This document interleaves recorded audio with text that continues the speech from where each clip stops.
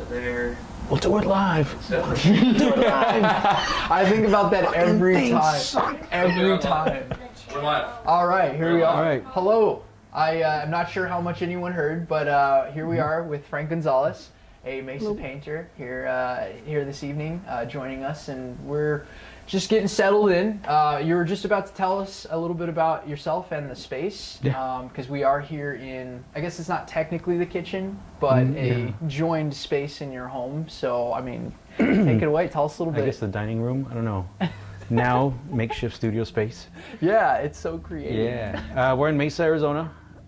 We're in what used to be my grandmother's house. I bought it in 2017, and so it's pretty cool. I mean, it's pretty nostalgic. I grew up coming to this house, you know. I mean, I grew up watching Purple Rain in that room over there, and you know, I mean, it's just awesome. And then now we have a son.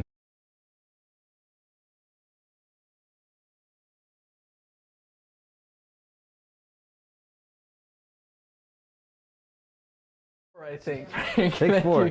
I'm going to that's- be interviewing you this time. That's fine. No, Go for I'm it. just playing. Yeah. But okay, so I think this time we can jump in. But Okay, ready? This was my grandmother's house. I bought it in 2017, and now I live here. So we established that. So now. So I think the first thing is, how does this space influence your work? Was it a big influence? Did it take you in that direction, or what got you here? I guess is a big thing for me to know. I think this and this, I think they jive together now well, but I think I got to this. This has been a journey, you know.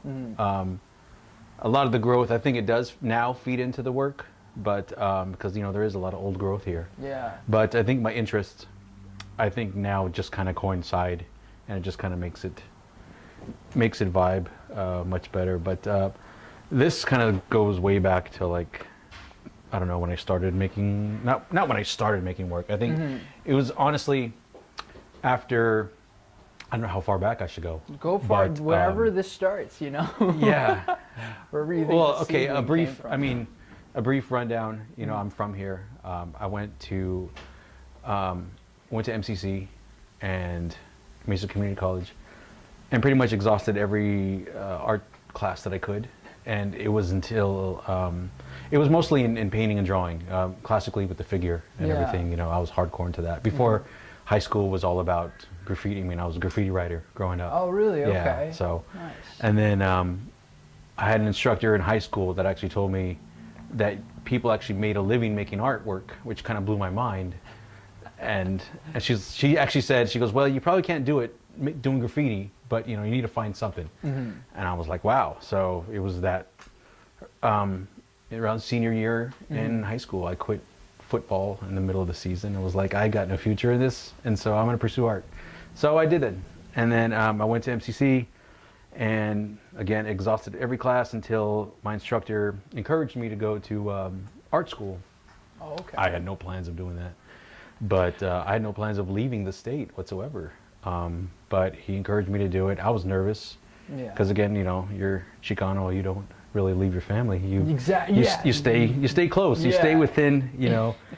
And so I went to a portfolio days, and I got accepted to either it was Art Center or LCAD, which is the Laguna College of Art and Design. Oh, wow. And okay. so I ended up going with Laguna Beach, Laguna College of Art and Design. Big up LCAD. And I was so naive, I had no idea where Laguna Beach was. All I knew was I'm going to get a scholarship to go, and I'm going to get to live in a little beach town. I was so naive, you know, so I thought. You know, a lot of my family was thinking, you know, why don't you just go to ASU? It's closer, it's right here. And I was like, no, I got to go. And that was probably the best decision I ever made, was to go, take that leap. Yeah. And go to art school and just live elsewhere, experience life somewhere else, you know. And so it was a rude awakening to actually go to California and think I could actually live in a small beach town. You know, it's like as you're looking for apartments, it's getting further and further away. But yeah, I mean, it's been the best ride ever. You know, it seems like it. I mean, Yeah. I love, the stuff I've seen of your work. So as far as like the origin of, because from how I interpret it, it seems like you have somewhat of a psychedelic mixture in with like realistic. I don't know how, I don't put necessarily titles on it, but it has like this effect to me where I feel like I'm in a hyper exaggerated space, but it's still realistic. And I'm always like, how do people like evolve into that, or where does that, It's, again, it's, I don't know how else to say it, but it's been a weird evolution. Again, coming from a primarily figurative background, I kind of reached this point where when you get out of art school, you kind of, that's where the real growing starts. Because you have no assignments, anything. It's pretty much you and your work. So you either kick ass or you don't, And so I was fortunate enough to live with the roommate, Richard Salcido, another amazing artist who's like my brother from another mother. He lives out in San Diego, and we always had a friendly competition of just making artwork like back and forth. So like even on the weekends in art school, we would make art. I mean, make art. That's what we did. Did school, but then we did it for fun. Yeah. Just because we had that passion. And you could feel the difference between the two, I'm guessing. Yeah, right? but it was so great. I mean, to this day, whenever we're working on something, we'll text back and forth. Oh, really? Yeah. Wow. So fast forward, I came to the point where I just kind of wanted to, I don't know, when you're making art, when you're a young artist, you have this imaginary art audience in your head, saying that, well, I can't make this, no one's going to like it. People still, I mean, I don't know if that ever goes away, but you always think of this imaginary audience that thinks, well, if I try this in my work, if I branch out and do this, well, nobody's going to like it, so I can't, because people like what I'm doing right here. Eventually, you just got to say F that, and then just do what you like, Yeah. And so I was never a big birder or anything, but I wanted to branch out and just try different subject matter and everything. And eventually, bird subjects and plants started evolving in the work. And as I started painting more, my interest grew. And I think that's where a lot of that grew. It's funny that, I was living in Southern California and my work was figurative and really dark. Oh, and really? Wow, and I would not know that. Right? I know. That's so crazy. And so I ended up moving to New York. I lived in California for 6 years, and I lived in New York for 6 years. So then I go to a city, gritty and grime, and Big, and just being influenced there. And then all of a sudden my work starts getting brighter and happier and cheerful, and a lot of plant life. Yeah. Because I think I was really struggling to find my voice. I think a lot of young artists hold their influences on their sleeve.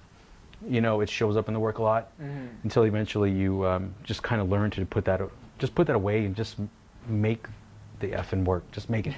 You know what I mean? And I think during that time I started missing Arizona. The stuff I took for granted as a kid, I really just really missed it. I would have my mom ship me cans of bottle sauce of that wasn't in New York, it was all Goya, you know what I mean? So my mom would send me magazines of Phoenix Home and Gardens, it was just so I had, pictures of the desert and stuff, and every time I'd visit, I missed it, and I think it was in 2011, when we moved back home. Very recent, yeah. And I just kind of fell in love with my hometown again, with the desert, noticing the colors, noticing, what seemed so drab as a kid, just purple mountains, and you always remember the sunsets and everything, but just the culture of the Southwest, you know what I mean? And I think that just started feeding into it, and my hunger for it and my love for plant life and everything just started flourishing pretty much. Yeah. So now it's and it's ongoing. I mean, nature is so vast that I have an abundance of subject matter. Yeah, you're never gonna run out of ideas. Yeah. So that's where I am now, And I love you layer plant life. You layer all of these different, you wouldn't technically see anything like this in nature. Yeah. You have this, I don't know where it comes from, but I love that. It's just playing. It's sometimes there'll be carnivorous plants with desert plants. It's hell, you could do anything in a painting, just like like Bob Ross. It's it's your world, it's your happy world. You know what I mean? Yeah. And yeah. yeah. But I do got to give a shout out to my buddy Preston Graves if he's watching. What's up, Preston? Out in Seattle, he's another buddy that I grew up making art with. Okay. And he was a big influence on me as well. He was always big into nature and everything, and he put the bug in me, so I'm always forever grateful for that. Can I ask how did he do that? Like what did he say or do that? I think he was like the first person that I knew that had carnivorous plants. I mean, he read up on picking mushrooms, on like edible mushrooms and just all this stuff before it became as collectively popular as it is now. I think he's always had an attraction to nature that I always respected. Yeah. And so I think all my friends have been like that. I mean, I have the utmost respect for. I mean, I have the coolest friends, man. I mean, they're so badass. I'd imagine. You know what I mean? A cool guy, they're all so cool. So I think I look up to them, man, and it's all love. And so I think a lot of that just kind of rubs off. You build off of the people. Yeah, you're a product of your environment. Yeah, I don't think anybody gets anywhere or does anything by themselves. That whole self-made thing. And I think. Amen to that. It's a collective, man. Yeah. You know what I mean? We're all connected. You share ideas, you share thoughts, and then you mix it up. For sure. And speaking of which, real quick, I do want to show all your carnivorous plants since we're talking about it. You have such a lovely array of, and when we get a look at it here, I want to ask you like a little bit about what we can see in here. Yeah. And go for it. Yeah, let me see. I don't know if this will help to open these guys, open these cool little doors, but yeah, we've got sundews that have these really cool little sticky droplets where bugs can fall and get eaten up on there. This is a pinguicula that has little sticky leaves, pitcher plants, cephalotus. Yeah. But I mean, they're just so alien and just so kick-ass. They're so cool. I mean, and they thrive in the most acidic, environments. It's mainly peat moss. There's not much nutrients or anything. Yeah. They just either rainwater or RO water and stuff, and they just need a lot of light. Some plants have a dormant period, some don't. So it's been an ongoing learning lesson. Yeah, look at that. Okay, he's going in a little bit here. Yeah, so cool. I wanna. I mean. Oh, there'll be like little mushrooms that will grow in there too. Really? Like.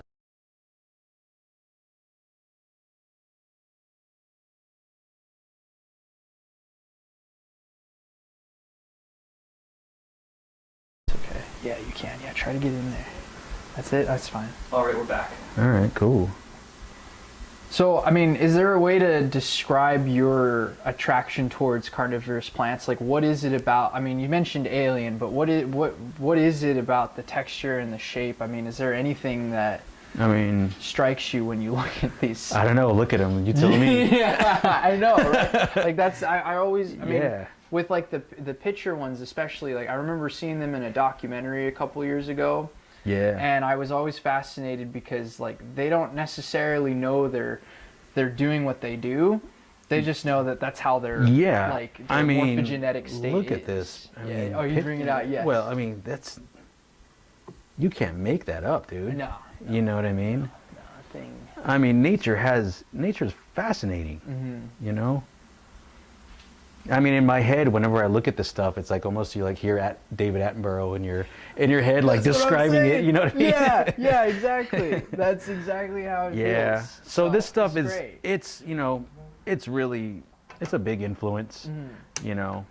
So it's just fun just to, wake up in the morning or whatever and just kind of stand there and just stare off into it for a while and get lost.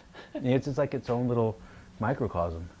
So you take these ideas. It's more of a. I always like the term ethnobotany. I don't know if are you familiar with that? So basically, it's the combination, especially out here in Arizona. It's the combination of using the plant life around you to shape your culture and how you make tools or even art. And it's that's how like you take the plants and you make a dye out of it, like the cochineal or something like that. You know what I mean? So I think that there's a degree of ethnobotany that can be found from an artistic perspective, not just the practical application, but more of like the subconscious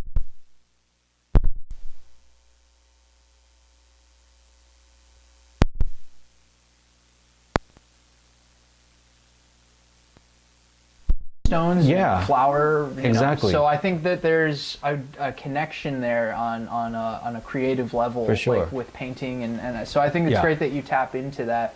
So you come back in 2011, and because you worked with the Mesa Contemporary Museum of Art, correct? I do currently. Currently. Yeah. So how did you get in? Did you immediately jump into that from New York, or how did that? When I come to moved be back from about? New York, I was under contract with this art rep, I guess. Like you an know. agent. Yeah. Yeah, okay. I worked for him as well. Okay. And then Christy ended up, my wife ended up working for him Okay. when we moved back. So I was pretty much painting full time, still being repped, and then she worked for them as well. That deal went south. It was a big learning curve, you know, that whole learning the business part of that. Yeah. Getting burned, Usually, you know. you have to learn that way. Yeah, too. and so I ended up, I needed a job, you know what I mean? I mean, being a full-time artist is tough. I mean, not just trying to make your rent and everything, but just being home all the time. I mean, that can, being in isolation, you know what I mean? Not interacting with people, you know, we're social beings. You know, some people are cool with that, you know what I mean? But I don't know, I, you know, needed a job, so I remember taking my resume to downtown Scottsdale, and I went to Bonner David Galleries, excuse me, and I remember, big up Christy, I remember walking in and giving my resume, like I'm looking for an art handling position. Yeah. And she takes my resume and she like looks at me and she's like, "Aren't you Frank Gonzales, the artist?" And I'm like, "Yeah, but I'm looking for a job." And you know what I mean? And she's like, "Well, sorry, I don't have anything right now, but I love your work." You know, I'm like, "Awesome." Yeah. It doesn't help me right now, but you know. It's a good compliment. Well, because of that connection, there was, the web, dude, Yep. the web, That's it's all the connected. key. We'll talk about that later, but yes, that's the key. And so, out of the blue one day, she sends me an email that she received an email from the curator at Tempe Center for the Arts, Michelle Dock, Okay. was looking for an art handler, a preparator. Right. And so Michelle sent it out to all their contacts, and so Christy from Bonner David sent it my way, saying, "Hey, I don't know if you're still looking for a job, but they're looking for an art handling position." Awesome. I go and I interview. I get the job. It's awesome. Okay. So it's only part-time, you know. Unfortunately for her, she's been struggling with that too, because that position has been a revolving door, because the city only allowed her to have so many hours for that position, which is unfortunate. Got it. But anyways, Yeah. got into that position, and as I was working there, we ended up having a son, and then I knew the preparator at the Mesa Contemporary Art Museum. He was asking me if I can help him during an installation. Right. I was hesitant just because I didn't want to go through the whole rigmarole of, you have to get, you know, fingerprinted, you have to do this, which is Really, nothing. they go that intense? Well, at the time it was temp work, so they have to do a background check, and okay. I mean there was nothing, you know, it was just going through it, whatever. So I'm like, yeah, fine, okay, I'll do it. So then I'm part-time at Tempe, and then I'm part-time kind of helping out at Mesa, and then the preparator there, Marco Alvaran, who's now at ASU, at the time was saying, "Hey, I'm going to a position at ASU. So like, wink, wink, you should apply for this position." And I was like, "Oh my God, yes." So he left, I applied for that position. So I'm doing part-time at Tempe, part-time at Mesa. Our son was just born in 2014. And so it was a lot of driving. a lot of back and forth, you know what I mean? And which his birthday was 12, 13, 14, which is pretty awesome. Oh, wow. Yeah. Okay. So then they offered me full-time at Mesa, and unfortunately had to leave Tempe, but I've been back to help on a couple of jobs. It sounds like you have a great relationship. Oh with yeah, what I heard earlier. yeah. Too, If they need so help, that's I'll lovely. I'll do contract work for them, no problem. That's lovely. So since then, I became full-time, and then after a while, I actually became an actual city employee, and so now Okay. I'm back I'm part of the team at the Mesa Contemporary Art Museum. That's so cool. There's only 4 of us that run it, and we actually throw some of the coolest shows. So how do you do that? How do you build these shows out? Like, what do you look for? Or what's your Well, we have approach? a prospectus, that the museum has that artists can apply for. But then we also have invitational shows. So we book out at least a couple of years in advance. Oh, no kidding. Yeah, and That's so we'll awesome. have a theme or something, or because of so many connections. I mean, I had connections with a gallery in LA. I was able to big up Think Space. I was able to like connect them. We all connected like Voltron and had a badass show together. Yeah. And from there, and we were able to just it just snowballs. Just with all these cool connections. And That's so really cool. Yeah. I have more questions, but I want to introduce your son real quick. He's chilling here eating Jello. Come on in, Come man. here, Jello man. This is the dude right Now, I'm here. not sure if the mic can pick you up quite yet, but let's see what we can get. Can you tell us your name? Azella. What's up? How's the Jello? Wait, no. Ask him. Tell him what your full name is. Yeah, let's hear that. What's your? Azella Gonzales. No. Azoa Xavier. Azella Xavier Soul. Azoa Xavier Sol Gonzales. That's a lovely name. How old are you, man? I gotta know. 6. Okay, I was gonna say like 21, 20, something like that, but we're not quite, right? So, I mean, what do you think of his work? Are you kind of an artist yourself, or? No, I mean, I'm more of a Lego artist. that's how my brother. Yeah. My brother's like that. Very much a builder. Yeah, I live vicariously through this guy. Do you really? Because it's all Lego and Star Wars. Yeah. You can't go wrong with that combo. But now I'm building, Fortnite. Oh, okay. well, there you go, So Fortnite. you got the mind of an engineer.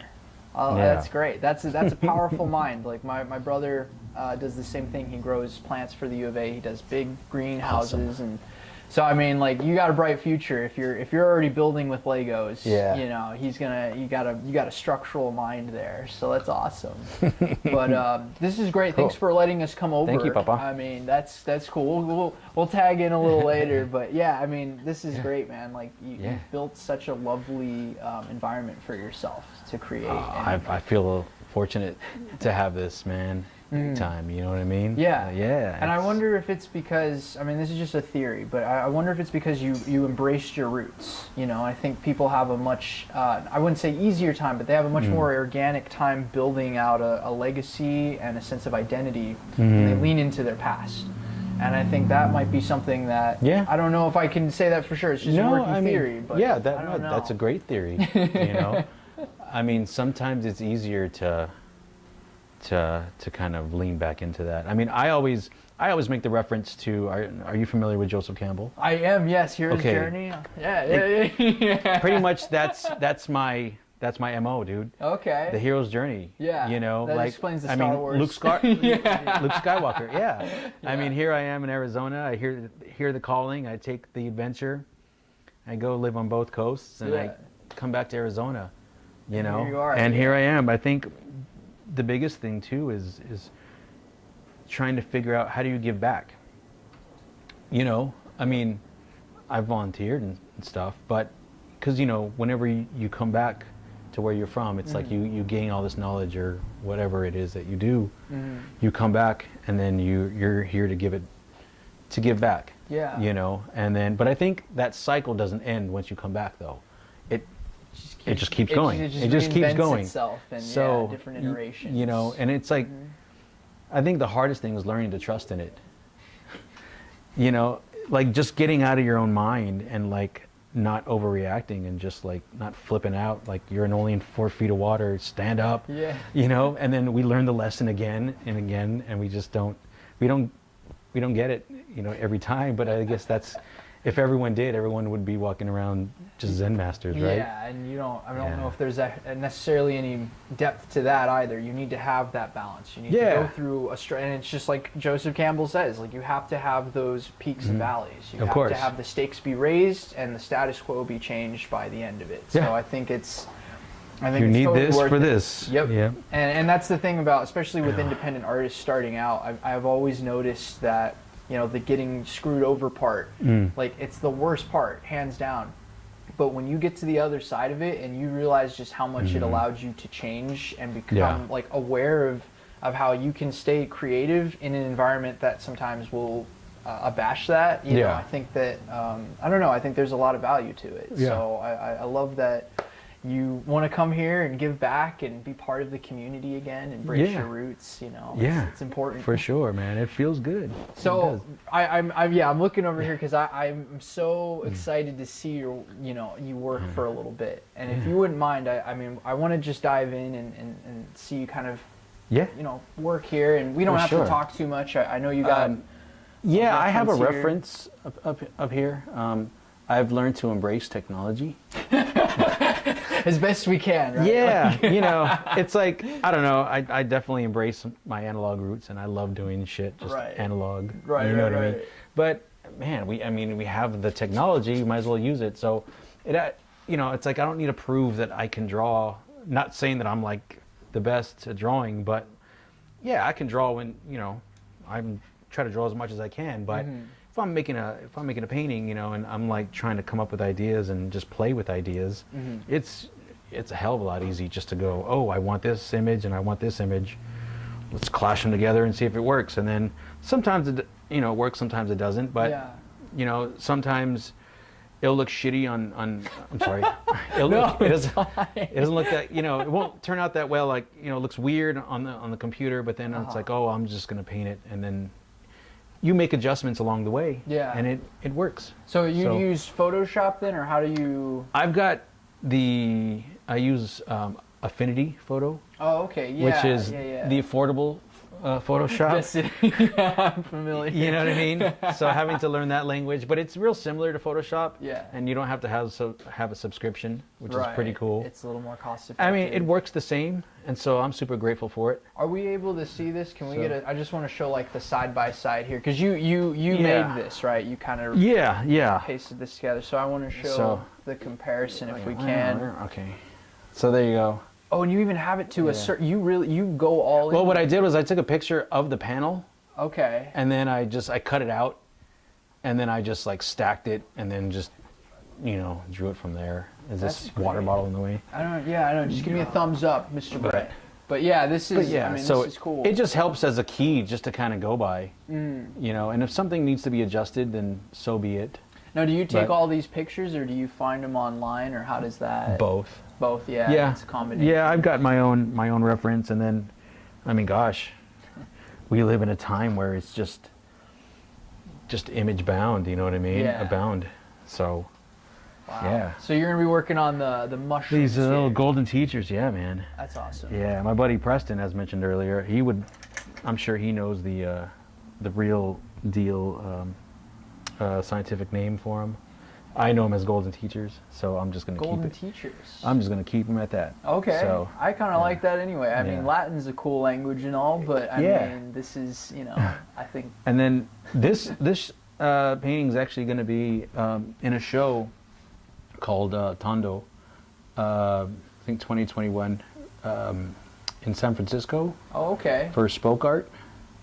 Okay. And so I'm gonna burn and turn on this painting because it has to be there like by tomorrow. But whoa, but I talked to him, and I'm gonna get it there on Monday. Oh, okay. Yeah. Whoops. Sorry. Whoops. I think it's worth the wait. I think they'll understand. I mean, I've been fortunate that they've invited me to, you know, to show at their space and to be included in these group shows. That's just a bunch of heavy hitters, you know, just a bunch of badass artists. Yeah. And sometimes I question, like, gosh, you know, how am I able to, don't you know, to rub elbows with these? I don't know. It happens. I know. I feel humble. I feel grateful. You have a fan base, you have notoriety, but you are very under the radar still. You're very humble, and you're very, you know, you play it close to, and that's you know, they have the Icarus syndrome, where they fly a little too close to the sun, and like they lose touch with the, you know, first of all, the core intention of their work, but also like the identity of their work. Well, I mean, art is fast. I mean, I don't know how else to say it, but with social media and you know, here I am sound like an old man, you know. Yeah, now you got the Googles and the social medias, you know.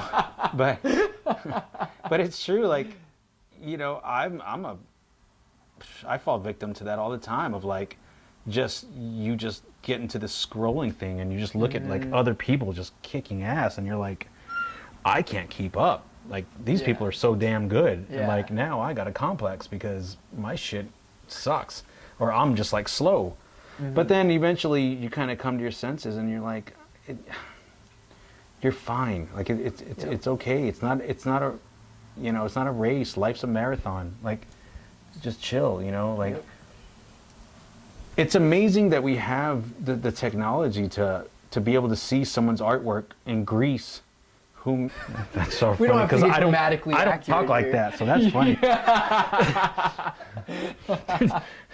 You come up with artists whomsoever. Now I'm gonna start saying white and whistle. Yeah, you go in and oh, whatever. but no, man, it's just amazing that you have, you know, access to so many artists now that you would have never seen before, and like, it's mind blowing, dude. It's overwhelming. Yeah. You know, I mean, it's just. And then there's also the persona of, you know, everyone putting out their best stuff. So it looks like people are just kicking ass all the time. And you're like, you know, it's like that whole body complex, you know, unfortunately for like perfect bodies out there. It's like they're not praising, you know, what a woman actually looks like. You know what I mean? Or like, the virtues of a woman. Yeah. those are the. You know what I mean? And so like, like you can develop a complex and kind of get down on yourself. But it's like I don't know if you watch, if you've seen that show on Netflix, that stand-up of Joe Papa. I have not. I know what you're talking about, it's though. It's funny because, you know, he's got this whole thing. It's humorous, but he just says, you're fine. You're doing fine. You don't have to be killing it all the time. You know what I mean? And it's like, damn, you're right. You don't. You know what I mean? Like, you need to take time to just to be. You know, you need to make a lot of bad artwork. You need to make, you know what I mean? You need to make mistakes. You need to like, what I learned from a colleague, Laura Minardi, who took a class from Jennifer Pochinski. You know, she's like, you don't go to the studio to like just, you know, to pump out a hit or to pump out a masterpiece every time. Right. You know, you're there to fail and to experiment and, you know, and allow yourself to do that. You know, it's like there's an amazing portrait. I don't know if you'd say portrait painter, but yeah, I guess so. Catherine Kehoe, and like she does these amazing like 6x6 or 8x8 paintings, and they're wonderful. But you know, she'll spend this time on these paintings, and then she'll just by the end of the session, she'll just scrape them back down. Like, nope. You know what I mean? Yeah, you know, if it's not working, it's not working. That's it. You know, and I think that mentality, that being okay with that you know, that learning and to just let things be, or just to trust in the process.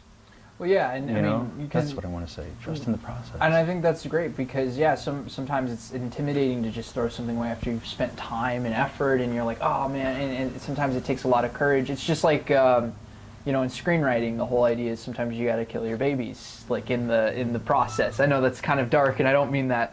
Or what's the term? You got to fall on your sword. Fall on your sword. Yeah, I like that. I love that. Yeah, that's it's badass. the exact same kind of idea. You have to be able to take a hit and the things that you love. Sometimes it has to be something you surrender to, and because it creates something even greater. The next time around. Otherwise, what's the use of doing it, right? Yeah, exactly. You know, as my buddy Brent Bond always said, you know, it's like if it was easy, then what's the use of doing it? You know, then everybody would be doing it. Yeah, and you know, then it would be monotonous. So it's like, but like now, it's like things are just so are so based on likes. You know, that it's like that things are just based on you like that. Cheeky. Cheeky indeed. But things are based on likes where that can actually hinder you. Yep. Well, it's like praise can hinder you as much as criticism. Mm-hmm. It could almost be worse. I think so. So we keep talking about social media, and I think that there is a duality to it. And again, like I'm not downing on social media. Right. It's amazing. We all play the game. I love it. It's a time suck and a half. You know what I mean? But it's funny to be aware of it. And still be like, still at the end of the day, be brain dead. You're just like, yep, I should be getting off this. Yep. Nope. Any second now. Yeah. Yeah. And it's interesting because you have more of an insight than I do on this, because there was probably a time in your life where that wasn't like always. What are you saying, Sean? Yeah. Well, but I kind of envy you for that. Yeah. What are you saying there, kid? Yeah. What do you call me, Gramps? I remember rotary phones too. Who the hell is that? Yeah. Whose voice is that? It's Jeez. like but no, W.C. Fields. Yeah. I think you're doing a W.C. Fields thing there. But no, it's true though.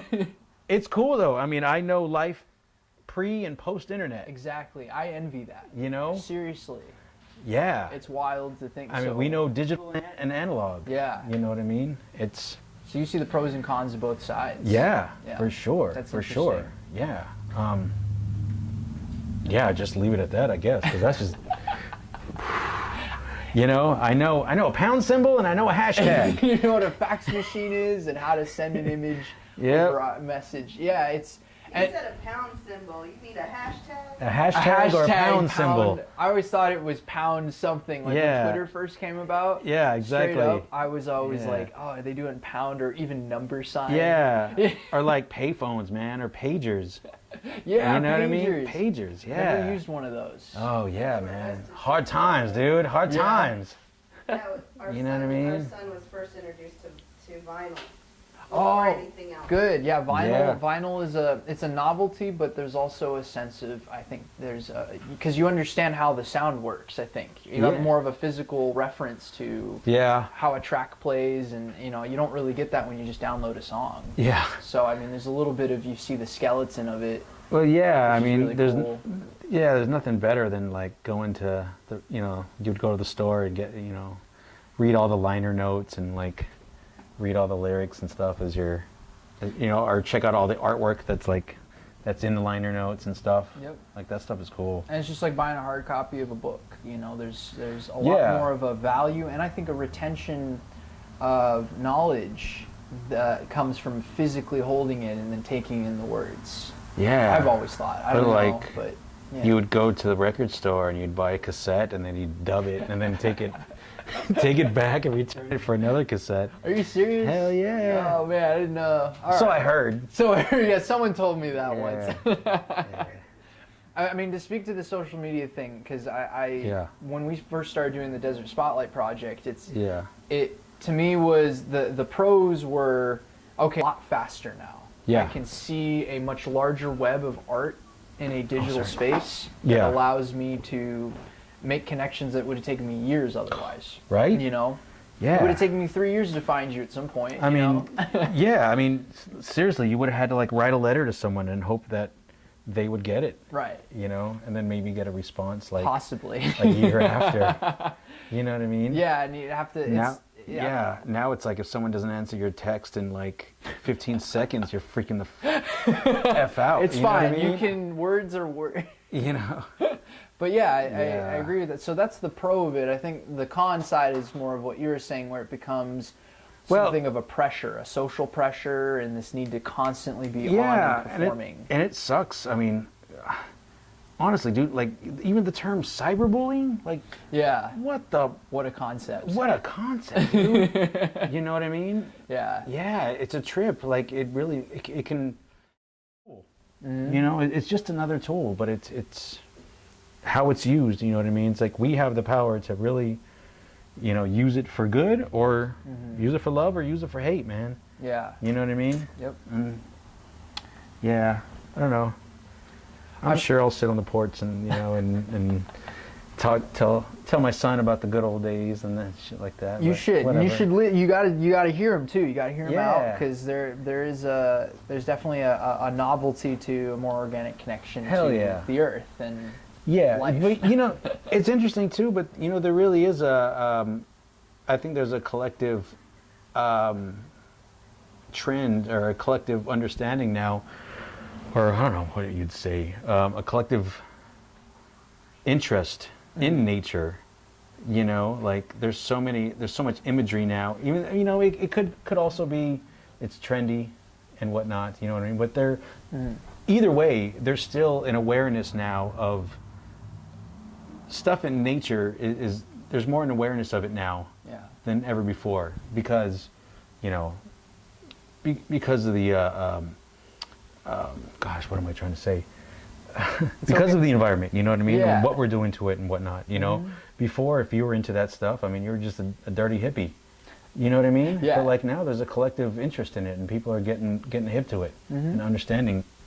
And so there's good in that, man. Yeah. You know what I mean? Oh yeah. I'm kind of connecting it to what you said earlier about New York, where because you were surrounded by so much industrialism and everything, you had It's like this, you kind of veer towards the opposite. yeah, and I think that might be what we're seeing from a collective sense from people is that we're surrounded so much by technology now and in industrial settings that Yeah. there's still that part of us that's like yearning for the connection, you know, and as a result, everything we do kind of Yeah. illustrates that, you know. So I think that's such a funny little comparison there, but Well, I yeah. think that's what it is. We Yeah. deeply yearn for that. We yearn for that We're- connection because that's where we come from. But we're at the same time witnessing this pull of like yearning to go back, and yet this push forward to like to what end? You know, to yeah, where what's that? you know, result? to where AI is just ruling shit. You know what I mean? Like, damn. You know what I mean? But I don't know. You know, AI will never take the place of like, you know, planting stuff or, you know. See, now I'm getting on some hippie shit. No, that's fine. But you know what I mean? Like, I get it. I get it. yeah, you know. Yeah, Don't disguise your true roots. I know. Yeah. Has anyone ever said you're like the Bob Ross of Arizona? I'm the Bob Ross of Arizona. Can I throw that in real Yeah. quick? I think I might. We don't have to officially run with that, but I'm Okay. just saying, like that's. Yeah, we're doing it. I can dig it. Why not, dude? Okay. Good. Yeah, good. yeah, Good. It's yeah. all good. I think that's a good title for now. Bob Ross. Because it's true. The philosophy is there. It's like, I don't know. Like growing up, I didn't have I was always around television, you know, and I think that's Yeah. where I get a lot of my influences in wanting to, you know, pursue documentary work and explore like how do you take something that happens in real life and convey it through a different media, a different Yeah. visual sense, you know, and I don't know that life outside of that, and I'm, you know, I guess I'm yearning to find it ironically through the Yeah. pursuit of technology, and that's where that push and pull comes from, where you're attracted to the technology, but Yeah. you're also like using it as a means to get back to like a deeper sense of purpose. Man, that's some content right there. That's some stuff right there, Run right? with that, dude. This is what I'm telling you, Frank. You've been I'm saying. get me thinking about it. Yo, you make a movie or a book, or you write a book and you make a lot of money, dude. I'm gonna be at your door, be like, yo, I gave you those ideas, kid. Yeah, no, yeah. I'll Fuck it factor up, in- son. Yeah, I'll get some royalties factored into the budget, and I'll be like, Yeah. you know. Can't approve. Yeah, Yeah. we got that on. Yeah, we got it live, fool. No, but it's interesting because I mean, you grew up in life with internet. Well, yeah, I think it hit. It Right was, like, around right- 2002, 3, somewhere in there. So it's like, 95, I was like, no. okay. VHS yeah. was still a thing. Yeah, you I know. mean, it was another golden era of hip hop, dude. Yeah, that's You yeah. know? Boys to Men was I think one of the top songs the year I was born. Was a Boys to Men song. I don't know which one it was. It was with Mariah Carey. Yeah, you know, But, Biggie and yeah. Tupac were still rocking, dude. They're still alive. Yeah. Yeah, you know, like, man, it was a good time, dude. Yeah, and I think Man, the time that you were born, what, 95? 95. Yeah. Me and my buddies were b-boying and doing graffiti and everything. We're on 6th Street and Mill Avenue. Every Friday and No Saturday, kidding. we would be breaking on the corner of 6th and Mill, man. Big up TBK. Really? Yeah. So what drew you to graffiti? I wanted to ask this earlier, but I guess we're circling back. But like, what drew you into? What did you like about graffiti art? What was the sense of attraction there at the time? Oh man, everything. I mean, I think, growing up in a time where seeing all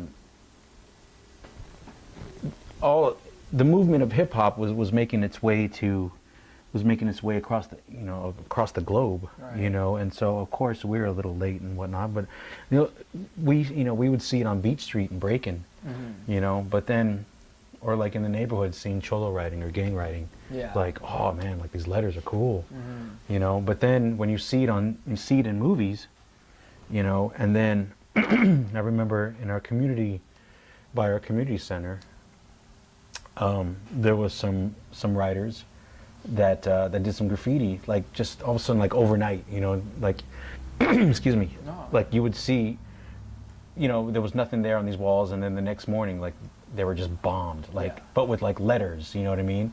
Like you only saw that on TV, and it was like mind blowing, like that's here, like Yeah. wow, that's real. And come to find out, like I'm actually friends with one of those dudes who's a long time writer of the area.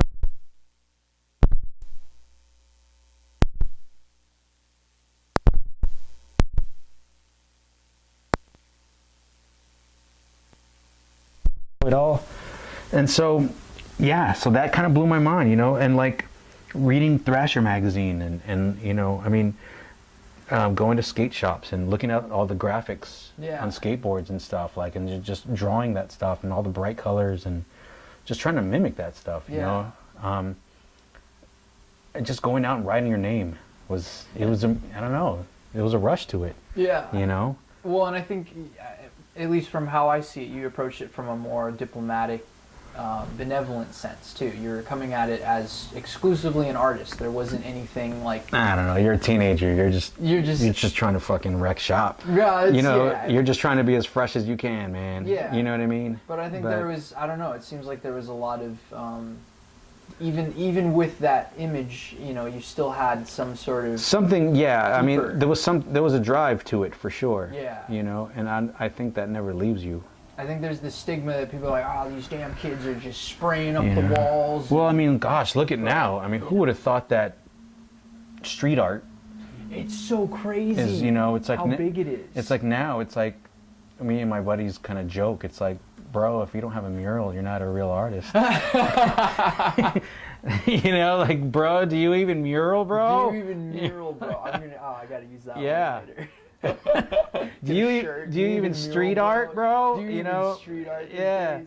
But like, yeah, it's amazing, But hey, I mean, it's amazing what hip hop has done to Main Street culture. Yeah. To kids. It all started in the Bronx. Like, who would have thought, that it would all come from there. Yeah. So, yeah, man, it's all amazing, No, it's and it's all connected. I love talking to people that have like so much more life experience and depth in like their work. Fooling you. No, it's great. I mean, it's every time I don't know. I love gaining that perspective. I love Oh to man, know. me too. Yeah, yeah, You know what I mean? yeah, Like, you could learn, if you're open enough, you could learn something from anybody. yeah. And you taught me. You also come back on real quick. Dude, this is the golden few teacher minutes right out. here. This dude. Come on in too. Say, This "What up, is. dog?" I want the whole Oh. family to come on in. Come Yeah, here. yeah. You need to meet the backbone of Yes, this is the. this. She makes me whole- look good. Oh yeah. Yeah. You think this looks this clean? Yeah. No. Honestly, dude, she whips us into shape. She's Yeah, I good. bet, I bet. Yeah. You know So- what's funny is, Christy, we've known each other since 7th grade. Really? Since we were 12 years old. That's beautiful. Hello there. But we've only been a couple since 2009. Really? Yeah. Yep. Wow. That's a whole nother episode. That's all. Whole other episode. Yeah. Yes. Wow, I Yeah. love that. And so Yeah. you've been married, how many years? I'm sorry. Well, how we like to say, we hitched, but we ain't churched. Right. Oh, okay, okay. Yeah. We've been together for so long that she's my wife. That's Yeah. beautiful. It's But the blood. Yeah. well, it's important because I. I don't even got married. Well, that's okay. They're married in Oh, their poor hearts son. and their souls. You know, like you that's, have no that's the married thing. parents. Oh no. No, you do though, because they're married in a like that's the state kind of mandating that, right? It's Yeah, there's of something course. deeper